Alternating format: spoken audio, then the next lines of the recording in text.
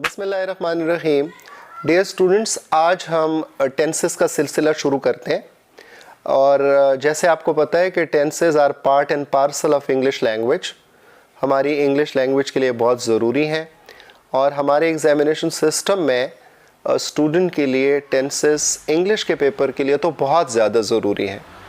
सो इसलिए आज हम ये सिलसिला शुरू करते हैं। तो पहला टेंस हमारा है प्रेजेंट इंडेफिनिट टेंस। जैसे कि आप जानते हैं उर्दू के फ़िक्रों के आखिर में टेंस के ता है, ती है और ते हैं उर्दू के सेंटेंसेस में आखिर में आता है। मिसाल के तौर पे हम क्रिकेट खेलते हैं, ये प्रेजेंट इंडेफिनिट टेंस का सेंटेंस है। वो मेरी मदद करता है। सो करता है, ते है, ती है, ये सारे उर्दू में प्रेजेंट इंडेफिनिट टेंस की पहचान है। अब इंग्लिश में क्या है? हम क्रिकेट खेलते हैं, वी प्ले क्रिकेट, और वो मेरी मदद करता है, ही हेल्प्स मी। अब आप गौर करें तो ये ही, वी, ये सब्जेक्ट हुए इस सेंटेंस के अंदर। वर्ब की फर्स्ट फॉर्म का इस्तेमाल होगा, V means verb and this is first form of the verb, यानी प्रेजेंट इंडेफिनिट टेंस में फर्स्ट फॉर्म ऑफ द वर्ब इस्तेमाल होगा। और क्रिकेट और me they are objects. So subject, verb की फर्स्ट फॉर्म एंड ऑब्जेक्ट इस टेंस के सेंटेंस के मेन कंपोनेंट्स हैं। याद रखें कि जब सब्जेक्ट सिंगुलर होगा तो एस इस्तेमाल होगा, एस या ई एस का इस्तेमाल होगा, और अगर सब्जेक्ट प्लूरल होगा तो एस या ई एस का इस्तेमाल हम नहीं करेंगे। यानी if subject is singular we use S or E S with first form of the verb. So पहली बात, first form of the verb का इस्तेमाल करना है।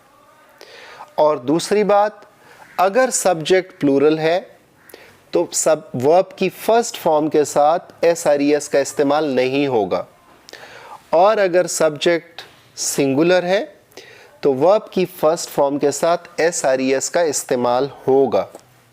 मसलन मैं खाना खाता हूँ, आई ईट फूड, आई ईट फूड।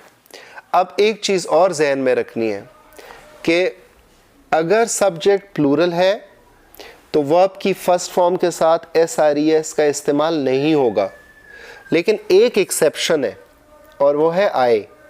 अगर यहाँ आए आता है तो भी एस आर ई एस का इस्तेमाल नहीं होगा।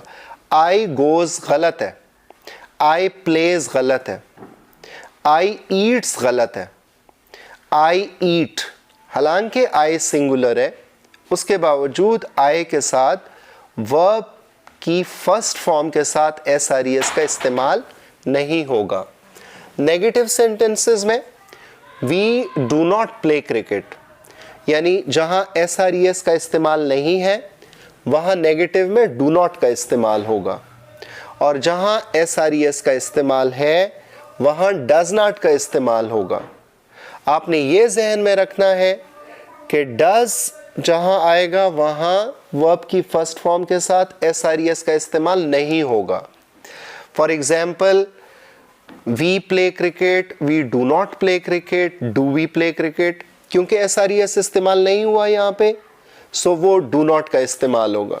लेकिन अगर एस आर ई एस का इस्तेमाल हुआ है तो फिर डज नॉट का इस्तेमाल होगा। ही helps me, he does not help me, he works hard, he does not work hard. Does not आया तो एस आर ई एस ख़त्म हो गया।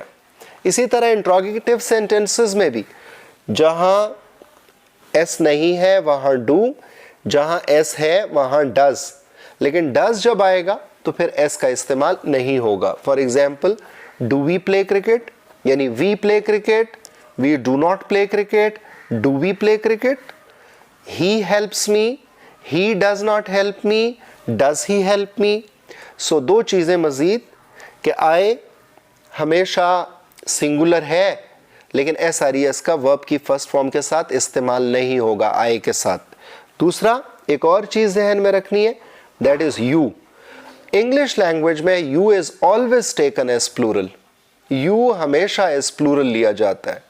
यानी आप अक्सर देखते हैं कि अगर आपका एक दोस्त है और आप कहते हैं यू, तुम मेरे दोस्त हो, you are my friend, you is my friend नहीं होता।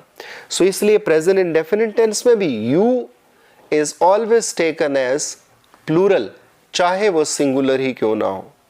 सो दैट्स इट, आज के लिए प्रेजेंट इंडेफिनिट टेंस था। नेक्स्ट वीडियो में हम ये सिलसिला जारी रखेंगे और प्रेजेंट कॉन्टिन्यूअस टेंस करेंगे। Thank you very much. Allah Hafiz.